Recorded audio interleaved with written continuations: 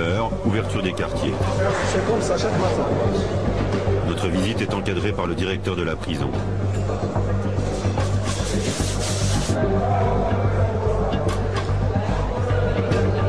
20 heures d'enfermement dans des cellules surpeuplées, 4 heures de plein air par jour, des week-ends entiers enfermés.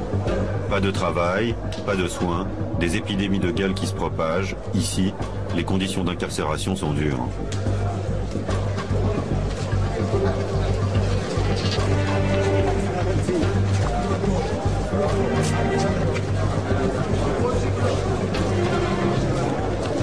La prison de Tanger déborde.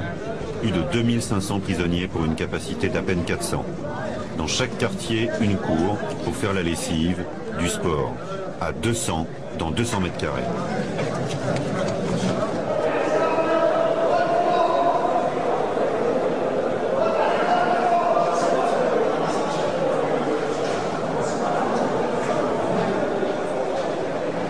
Dans les couloirs désertés du quartier M, nous rencontrons Sébastien.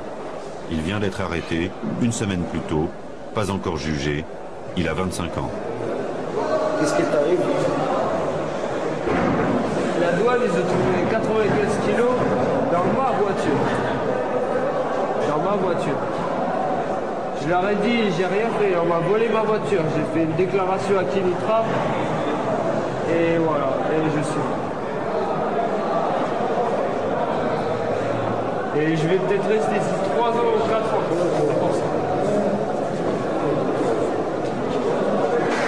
Fais des 3 ans. Ah, je t'en fous. Il y en a des gens qui ont passé ici 5 ans, 6 ans, ils sont bien. 3 ans ici, je pourrais pas. Ah, pas possible.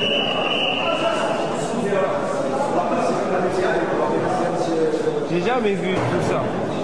Jamais j'ai vu des gens comme ça. C'est-à-dire Autant de malheur d'un coup. t'as déjà trempé dans des tribus comme ça? Jamais. J'ai jamais fait des trucs... J'ai toujours essayé d'être le plus droit possible. 95 kilos de hashish dans une voiture, c'est le début de l'histoire de Sébastien. Maître Tanouti est un des avocats conseillés par le consulat de France aux familles. Pour 1 000 €, le père de Sébastien l'a chargé du dossier de son fils.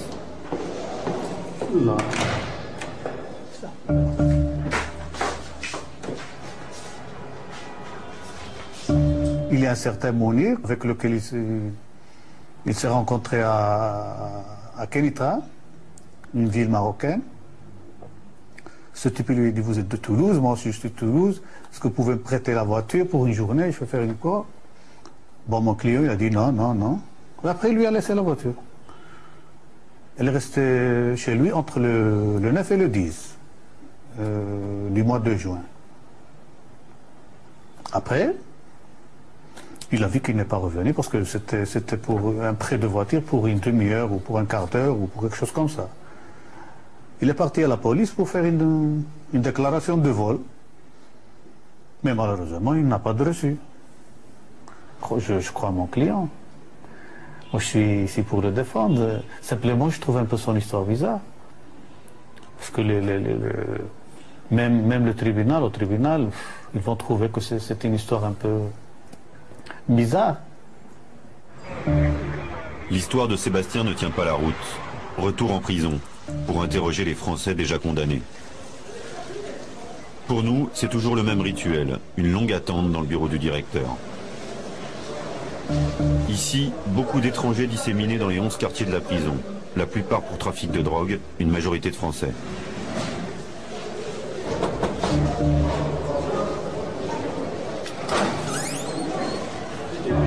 Nous sommes sous escorte serrée. Avant notre arrivée, on fait le ménage. Nous ne devons pas parler aux prisonniers marocains.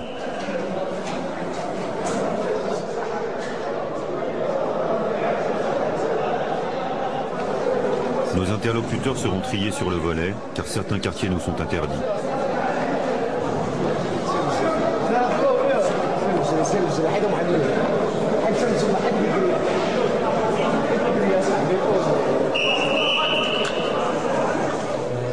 Français ici ont tous la même histoire. Ce sont des passeurs de hashish chargés d'acheminer la drogue du Maroc à la France dans leur voiture.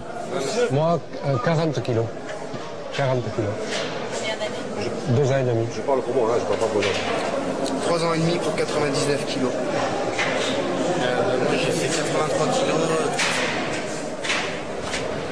On les regroupe dans une cellule présentable. Le directeur et 2 gardiens assistent à l'entretien. Une pression sur les prisonniers. Tu vois, rien de tout ça, rien du tout. Ils ont reçu des consignes avant notre arrivée. Pas un mot sur les conditions de détention. Pas une critique sur le Maroc. Avec un douanier pour qu'il me laisse simplement. Moi j'avais une femme, un enfant, j'avais plus de 20 000 euros de dette.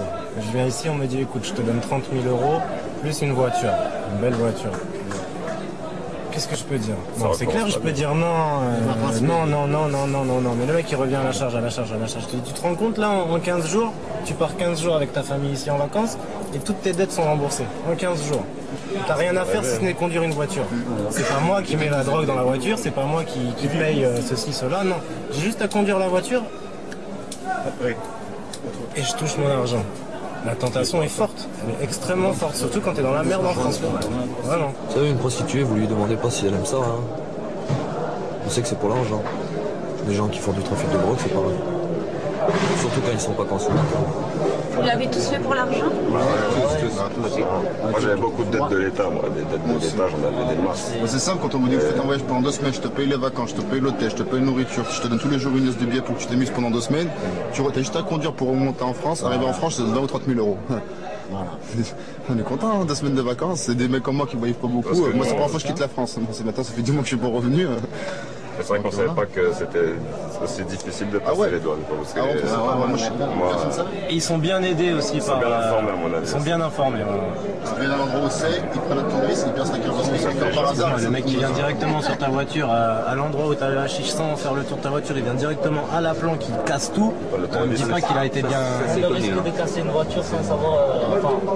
C'est un coup de balance. La plupart d'entre nous, à mon avis, c'est des gens qui ont envie de dire, ils savaient déjà en arrivant qu'il y avait des gens Il y en a d'autres qui ont fait ça un peu grossièrement. Je veux dire, moi je savais pas exactement, donc... En fait, je passais à la frontière avec 350 kilos d'hachis sur le corps. Normal. En pensant qu'il avait une cinquantaine de kilos cachés dans la voiture.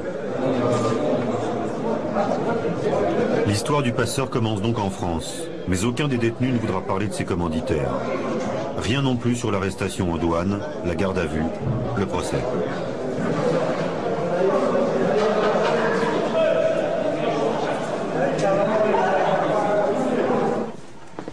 Marc a été recruté par des petits dealers qu'il connaissait de vue.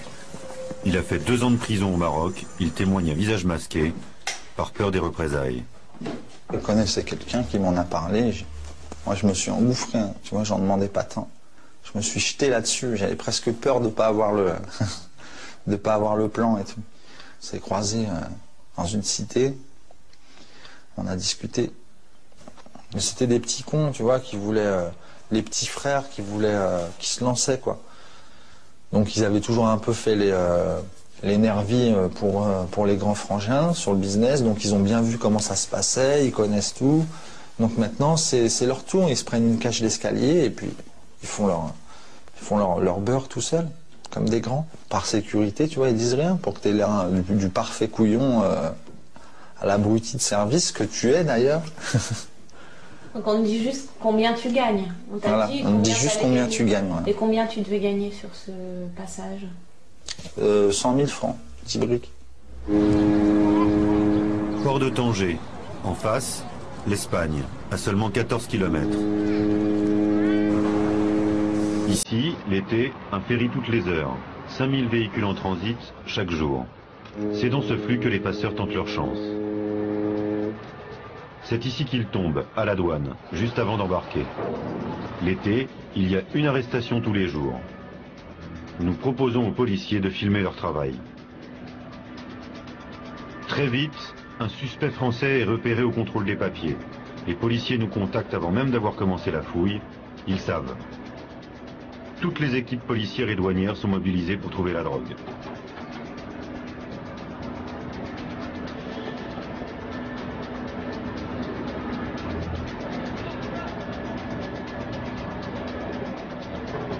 Sans chien renifleur, juste à l'aide des tournevis, On teste la résonance de la carrosserie. Tout y passe. Le moteur, le réservoir, le pare-choc, le bas de caisse et enfin l'intérieur du véhicule.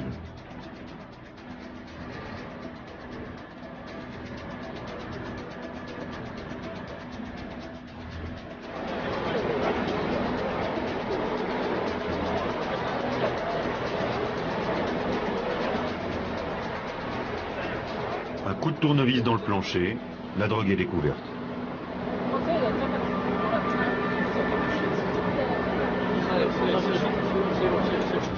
Non, le plancher. Le plancher, le double. Paul a 47 ans, il est père de famille, employé municipal. Comme lui, chaque année, 55 Français sont arrêtés au port de Tanger.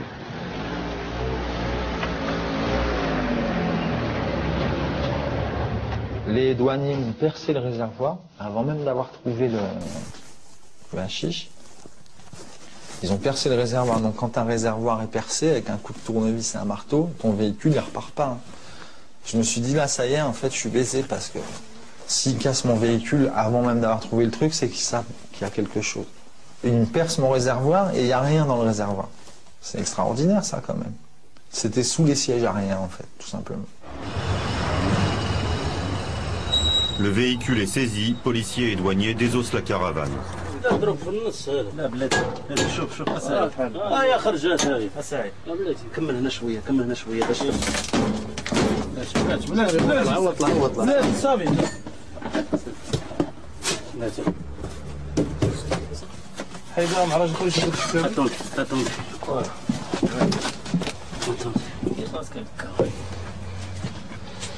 amenez-le s'il vous plaît pour qu'il voit ça. J'ai le cœur malade. Voilà monsieur. Voilà la porte.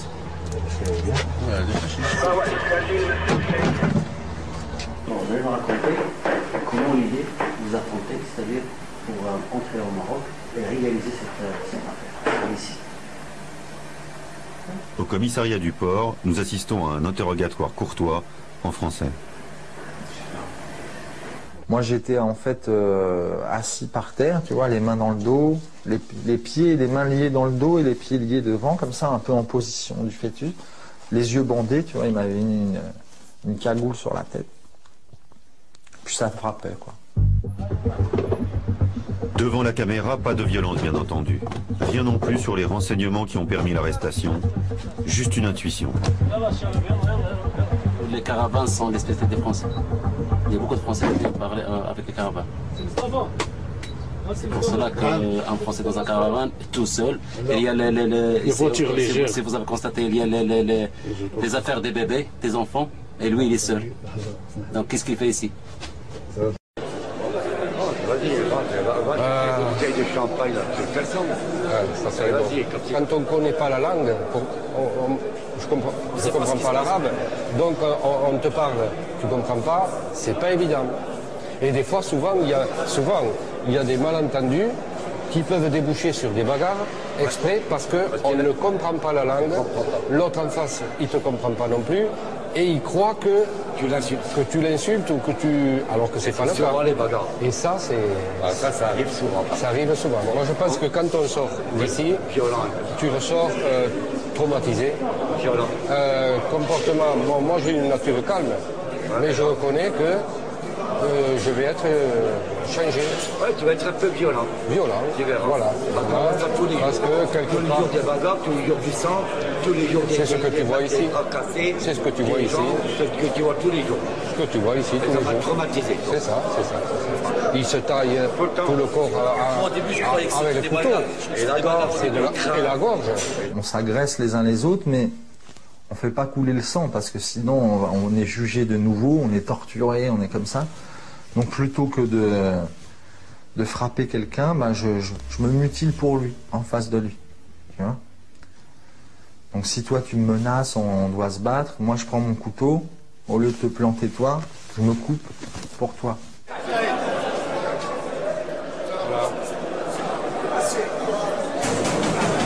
Le Maroc dépense 30 centimes d'euros par jour et par détenu.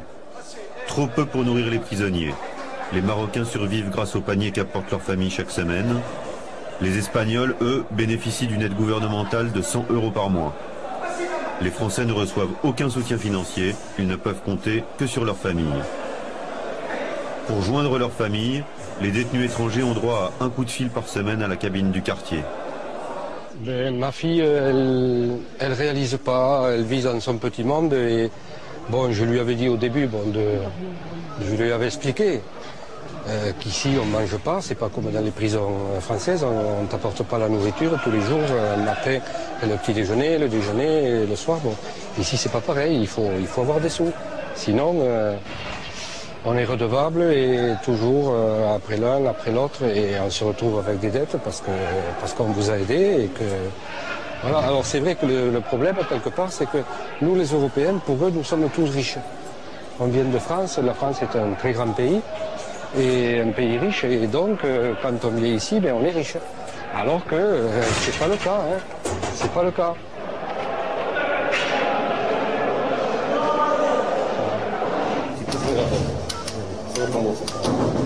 Dis-moi ma chérie, tu m'avais envoyé un colis. Oui, tu l'as reçu. Mais non, toujours pas. Oh, tu vois, c'est des salauds parce qu'ils m'ont dit le plus rapide et j'ai payé 60 € rien que pour le colis. Tu as payé 60 € de frais à la poste pour que 57, ça aille...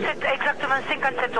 60 € de frais. Voilà. Ouais, c'est cher. Hein, putain, ouais, alors la prochaine fois, comme je me suis dit, il vaut mieux envoyer un mandat. Hein. Eh bien, tu vois, non, mais c'est ce que j'allais te dire justement. Ah ouais, bon, ben, je vais faire une réclamation. Voilà. Mais ce qu'il faut faire, ma chérie, parce que moi je mange 2 fois par jour. Hein. Ouais. Voilà, je mange 2 fois par jour et bon. Et oui, oui. Et ça, il faut m'envoyer un mandat régulier, tu vois, tous les mois. Bon, ce que tu peux. Hein. Voilà. Allez, au revoir, ma chérie, à demain.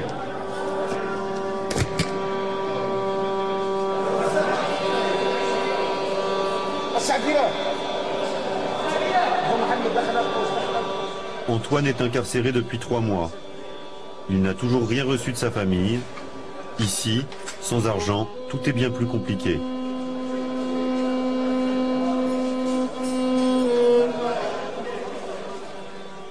Tout est à la charge du détenu. C'est-à-dire c'est le détenu qui fait fonctionner la prison financièrement. C'est le détenu qui peint sa cellule, c'est le détenu qui lave par terre. Tu vois, c'est nous qui achetons le savon, c'est le détenu qui paye le maton, c'est le détenu qui fait tout, qui paye sa bouffe, c'est le détenu qui paye ses médicaments.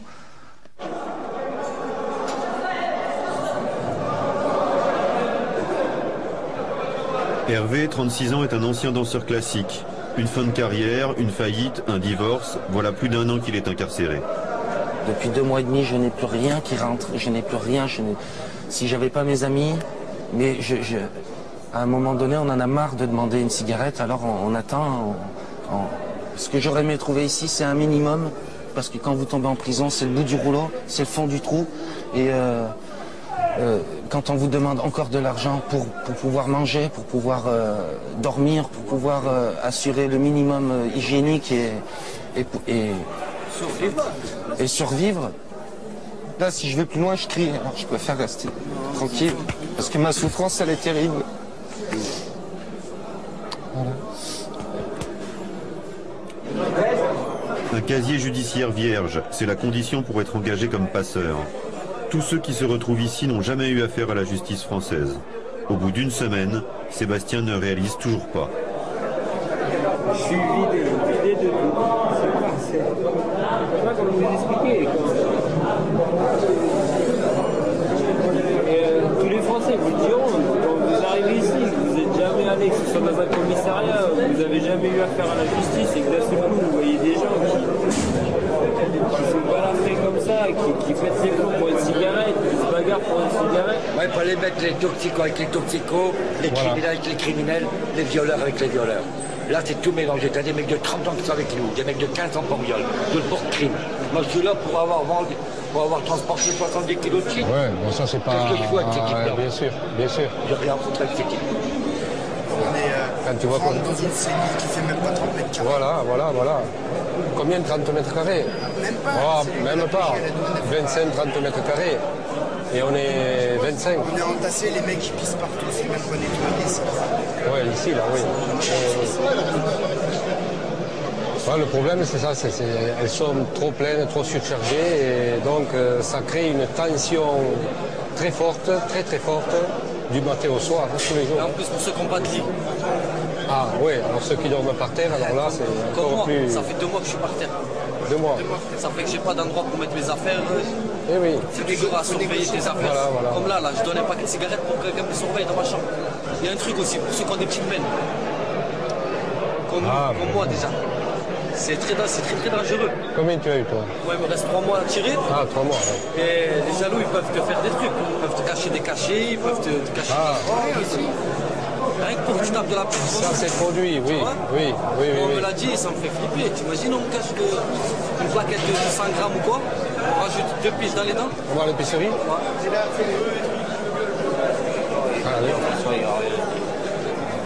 Hassan, l'épicier, tient boutique dans la prison 2 fois par semaine. Il vend le nécessaire aux détenus étrangers qui ont de l'argent. Combien ça vaut une comme ça là? Ça c'est chouette. Bien, ça. Le kilo de dirham, c'est quoi? Le kilo. Le kilo. Pour le kilo.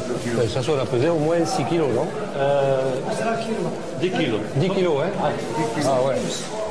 10 kilos et demi. Ouais, 10 kilos et demi, oui. Donc ça fait 25 grammes.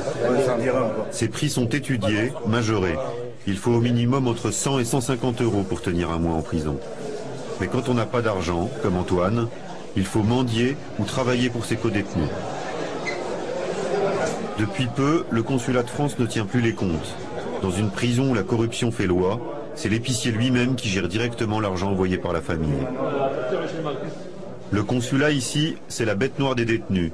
Incompétent, absent, que fait-il vraiment lorsqu'un Français se fait arrêter? Sur un portable qui circule dans sa cellule, nous parvenons à joindre Paul. Il est incarcéré dans un quartier où nous n'avons pas accès. C'est dur. T'es dans une chambre où tu es le seul Européen? Ouais, il y a un autre gars avec moi. D'accord. On est 2. Ouais. Tu as un lit?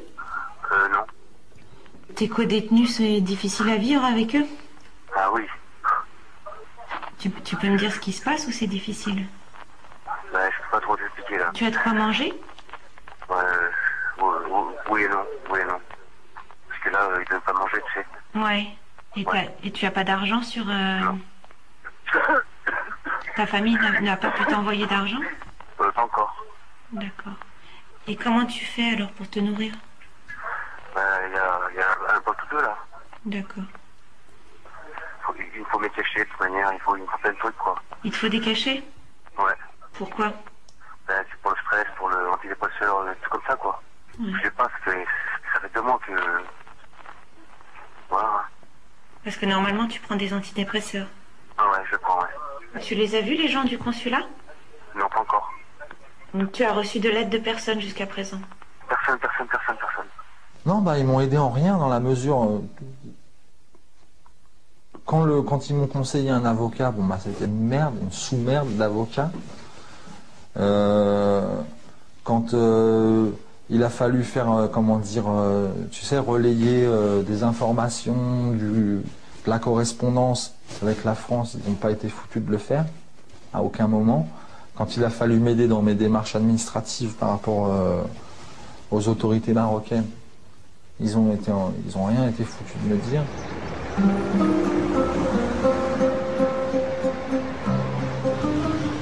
Sœur Monique, âgée de 75 ans, est la seule qui se déplace régulièrement, tous les 15 jours, pour visiter les détenus français.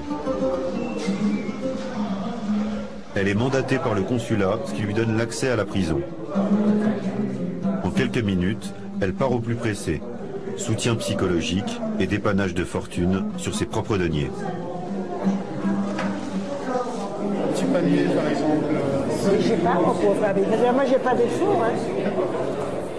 Et le consulat n'a pas de. Le consulat n'a pas de fonds non plus. Alors moi, ça me dégoûte d'être française parce que le gouvernement français n'a rien pour les Français. Et ça, c'est la poisse. Devant le vide des autorités, elle tente parfois de régler aussi les problèmes administratifs. En réalité, elle n'a aucun pouvoir. Le vrai pouvoir est au Quai d'Orsay, en France, et au consulat de Tanger. La protection consulaire, c'est tout simplement la possibilité pour les consuls de France d'avoir accès à nos compatriotes qui sont retenus par la justice d'un pays étranger, de leur faire visite, de vérifier qu'ils sont détenus dans des conditions convenables. Les familles des détenus comme les détenus se sentent abandonnés par la France, nous disent qu'ils ont honte d'être français parce qu'ils sont démunis, sans aide, ni matérielle, ni psychologique, et administrativement, c'est aussi difficile. Est-ce que vous trouvez que c'est satisfaisant comme aide que peut fournir la France à ses ressortissants détenus? Chacun porte les jugements qu'il estime devoir porter. Moi, je vous redis que nous faisons le maximum de ce qu'il nous est possible de faire dans des conditions telles que celles-là. Allô? Oui, bonjour monsieur. Je souhaiterais parler avec vous du cas d'un détenu qui est à Tanger, qui s'appelle monsieur Bussy. Donc il a vu personne du consulat depuis 1 mois et demi, il n'a pas de lit, il a besoin de médicaments, il n'a pas reçu encore d'argent, donc il ne peut pas manger. Donc je voulais savoir ce que vous pouviez faire pour lui. C'est normal, dans les 2-3 premiers mois, il n'aura pas de lit. On ne peut rien faire contre ça. On a 180 détenus dans les prisons du Nord. C'est-à-dire entre Tanger, Nador, Abou-Semas, Tétouan, Larache, on a 180, plus de 150 détenus. Et chaque détenu, comment voulez-vous que chaque fois qu'il y en a un qui trouve que son thé n'est pas assez sucré nous appelle? Mais vous savez bien que c'est pas ça le problème. Arrêtez d'être de mauvaise foi, monsieur. On n'arrête pas d'intervenir sur des urgences. On est submergé des appels des familles. Imaginez une mère, un papa, que son enfant a été pris, il va s'imaginer, il voit tout de suite Midnight Express, bon c'est clair. Et tout de suite, et puis alors la première chose, mais comment? Mais le consulat n'est pas à côté en train de le border dans le lit, on n'est pas en train de le border, on n'est pas en train de le ramener en France. C'est normal que les familles s'inquiètent pour leurs ressortissants français. C'est tout à fait normal, madame. Voilà. Les familles s'inquiètent pour leurs ressortissants français. D'un autre côté, madame, nous on ne peut pas faire plus que ce que l'on peut donner. L'État français ne donne rien pour ses détenus à l'étranger. Vous savez ce que c'est? Rien de rien. C'est-à-dire que c'est entièrement à la charge des familles, les avocats, l'argent pour qu'ils puissent améliorer leur ordinaire, les couvertures, les vêtements, l'État français ne donne rien. C'est le jour du procès de Sébastien, après plus d'1 semaine de détention provisoire. Pour la police, c'est pas un coupable et je suis le coupable idéal.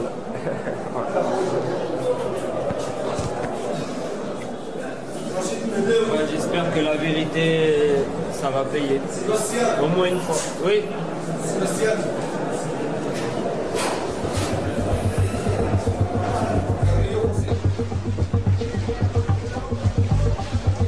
Sa ligne de défense est maladroite. Il se dit innocent. On lui aurait volé sa voiture et caché la drogue à son insu. Mais lors des interrogatoires à la PJ, sous les coups, dit-il, il n'a pas tenu. Il a avoué être un passeur. Il a dit chez la police qu'il allait faire passer 40 kilos, pas 95, pour percevoir 4 000 € comme récompense. Audience au tribunal de première instance de Tanger. Nous ne sommes pas autorisés à filmer.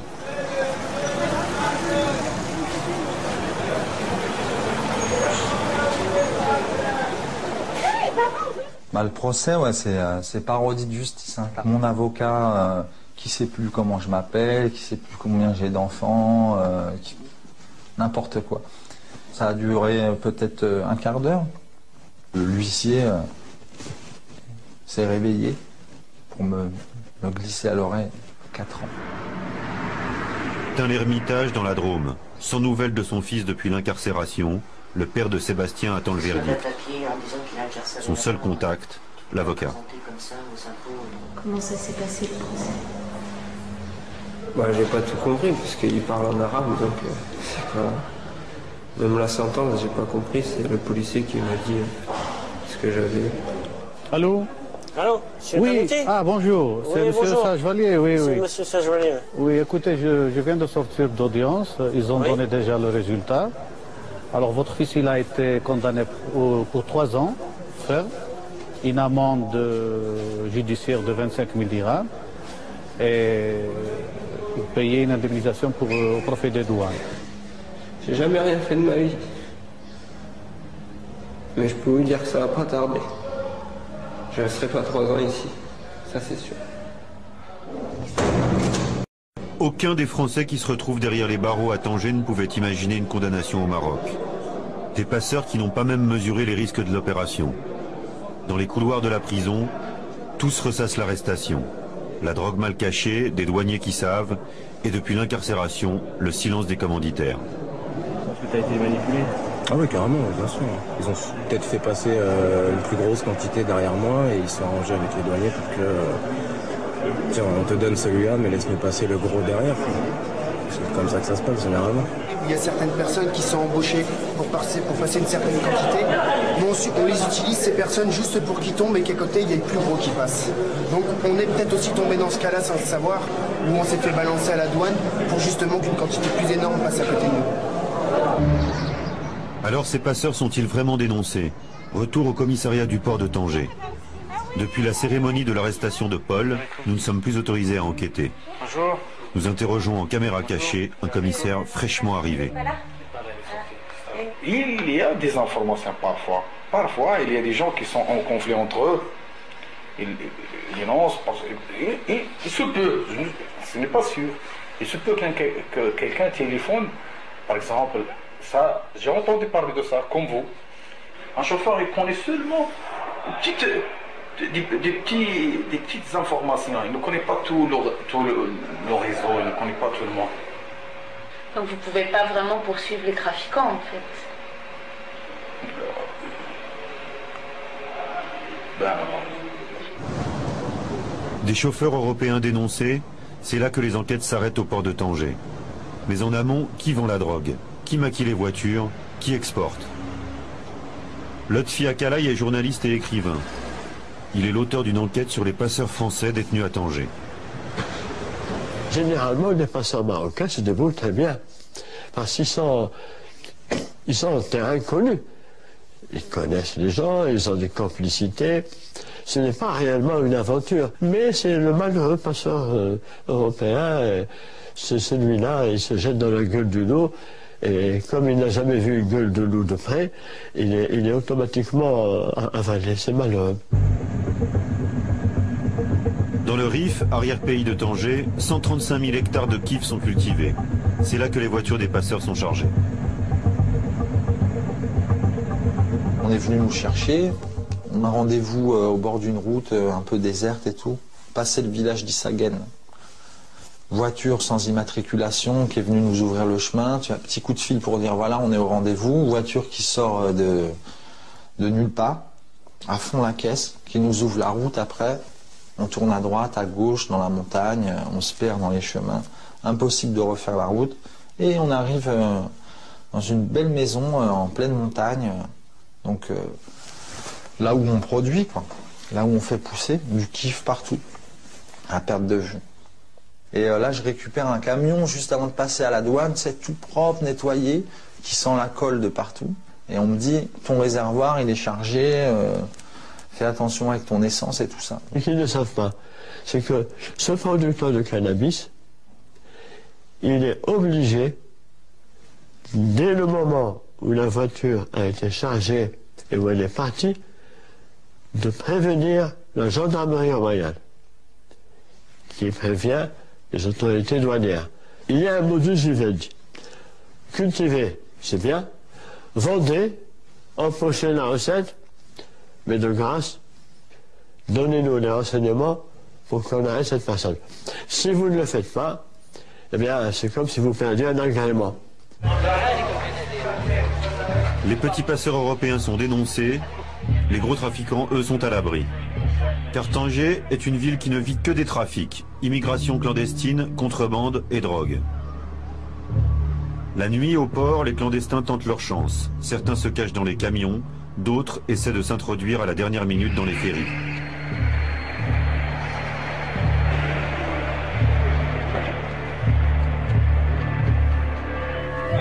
Dans les ruelles de la Médina, la vieille ville, le hashish est partout.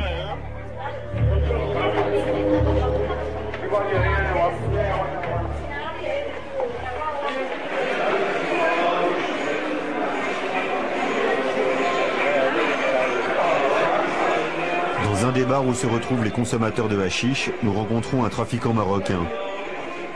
Ahmed est passeur professionnel en mer. Depuis des années, il convoie le hashish à travers le détroit de Gibraltar.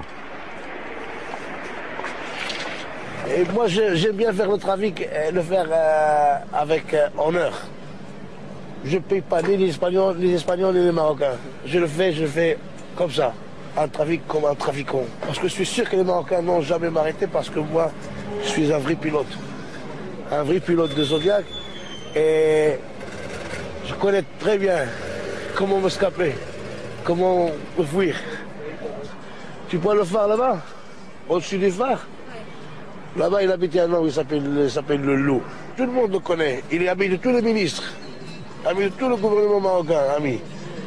Il a construit un port qui n'existe pas sur la carte. Lui, il l'a fait. Et tout le monde sait ça, tout le monde sait ça, qu'il y a des clandestins partout, des trafiquants de drogue partout qui payent. Moi, j'existe. Ils payent la gendarmerie, ils payent la marine, et ils payent la douane.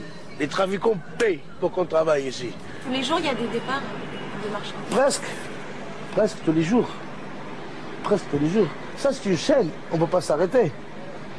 Ça, c'est une chaîne. La Villa du Loup domine la plage. C'est ici que part le gros du trafic, dans cette région qui va de Tanger à la côte algérienne.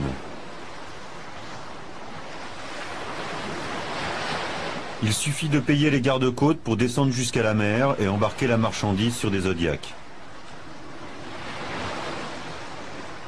Direction Malaga en Espagne ou les eaux internationales. Là, des navires complices attendent. Ici, des tonnes de hashish sont chargées chaque nuit. En tout, plus de 3000 tonnes exportées par le Maroc. Un commerce qui rapporte près de 3 milliards de dollars aux trafiquants marocains. Le Maroc est incontestablement le premier producteur mondial et le premier exportateur mondial, très loin devant le Pakistan, l'Afghanistan et d'autres pays, si on se fie aux saisies réalisées dans le monde, bien que dans ces pays-là, il n'y ait pas d'évaluation de terrain. C'est la plus forte entrée de devises au Maroc, et donc c'est une bouffée d'oxygène pour l'économie, qui a d'autres ressources, en particulier les remises d'argent des travailleurs immigrés, le phosphate, etc.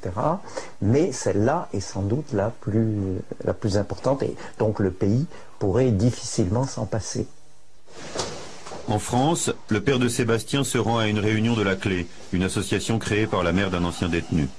Le seul soutien psychologique et administratif dont les parents disposent. Entrez, on va amener des sièges. On est impuissant. On ne peut rien faire. On a toujours des questions sans réponse, on ne sait jamais avec qui on se demande s'il n'y a pas une possibilité quelque part que ça se passe différemment et qu'on ne la connaisse pas. Tout ce qu'on essaie de faire, on ne sait jamais si c'est suffisant, si c'est assez. C'est vrai que, bon, avec les autorités françaises compétentes, on a presque une fin de non-recevoir. C'est du vent, en fait. Il faut qu'il y ait suffisamment de choses dans nos impôts, dans nos cotisations, pour que nos prisonniers extérieurs aient au moins un minimum de bien. C'est ça que j'ai dit. C'est là qu'il faut réfléchir. Le Maroc réprime, mais fait le tri. Arrêter un petit passeur français a deux avantages. Montrer de la bonne volonté à la France, sans ébranler le trafic, et pointer du doigt le pays consommateur. De son côté, la France refuse d'aider financièrement le Maroc pour endiguer le trafic. Elle le tolère. Nos ministres de l'Intérieur successifs, souvent indépendamment d'ailleurs de leur couleur politique, ont un discours très agressif à l'égard du cannabis, qui mènerait aux drogues dures, etc. Et ce discours contraste avec le fait que l'on évite de nommer le Maroc. Il y a un silence à tel point qu'il y a des pressions sur les policiers français pour qu'ils ne mentionnent pas trop le Maroc au moment des saisies. On craint de déstabiliser le régime, de fournir des arguments aux islamistes et donc de s'aliéner en pouvoir ami. Pourtant, 90% du hashish de nos cités vient du Maroc. Le marché est vaste et lucratif. Les petits réseaux y trouvent leur place. Ce sont eux qui embauchent des passeurs comme Paul et Sébastien. Tes commanditaires, t'en as plus jamais entendu parler? Non. Enfin, pas pendant mon incarcération, non. Moi, après, oui, je les ai revus, moi, ici, à Paris. De nouveau à Paris, mais j'avais pas l'intention de me faire payer. Hein. Je me faisais pas d'illusions. Je suis venu vraiment pour voir comment ça se passait, comment ils me percevaient. Donc les mecs au début m'ont bien reçu, puis ils ont tout de suite cherché à me mettre la pression. Ils ont voulu me faire passer pour une balance et tout ça. Donc le ton est monté un peu. Donc là j'étais pas du tout... j'étais sur un terrain en pente là. Il y avait du lascar partout, du pit, des armes. Ouais, j'ai fermé ma gueule, quoi, puis c'est tout. T'étais le pigeon parfait, disons. Ouais. Le pigeon parfait. Une cité de la région parisienne, plaque tournante pour le trafic. Nous retrouvons le chef d'une filière d'importation de hashish entre le Maroc et la France. C'est un commanditaire. Il recrute ici ceux qui prendront le risque, sans le savoir, de finir à Sadfilage, la prison de Tanger. Vous pouvez me dire combien de passages vous organisez par mois? 5. Donc il y a 5 passages par mois à peu près. Combien il y en a qui se font arrêter aux douanes? Sur 5 passages, au minimum, des fois ça passe, tout dépend des mois. Surtout au mois de juillet-août, ça passe très bien. Et le reste du temps, 2, ça peut être 4 passages, ça peut être même 5 passages carrément. Les 5 passages du premier mois, on n'a rien. Tout part à l'eau. Mais vu la quantité et vu le prix qu'on l'achète au Maroc, on peut le faire, on peut se le permettre. C'est pas grave de sacrifier de la marchandise C'est pas grave, pas du tout même. Mais bon, on gagne pas assez, mais sur une quantité déjà, sur un passage, on a déjà amorti les 5 passages. Comme les ils savent passeurs, c'est des passeurs professionnels? C'est un banlieusard, normal. Un banlieusard qui est en galère d'argent, qui n'a pas d'argent. Il fera n'importe quoi pour gagner un petit billet. À partir de là, c'est bon, il est OK. On leur dit jusqu'à maintenant, il n'y a jamais eu d'arrestation, il n'y a jamais eu de problème. Mais à partir de là, ça a eu de choisir. Hein. Non, on ne fait jamais de passage, mais jamais. Je suis conscient. Jamais je ferai un passage. Jamais de la vie même. Même si je suis en galère d'argent, je ferai autre chose.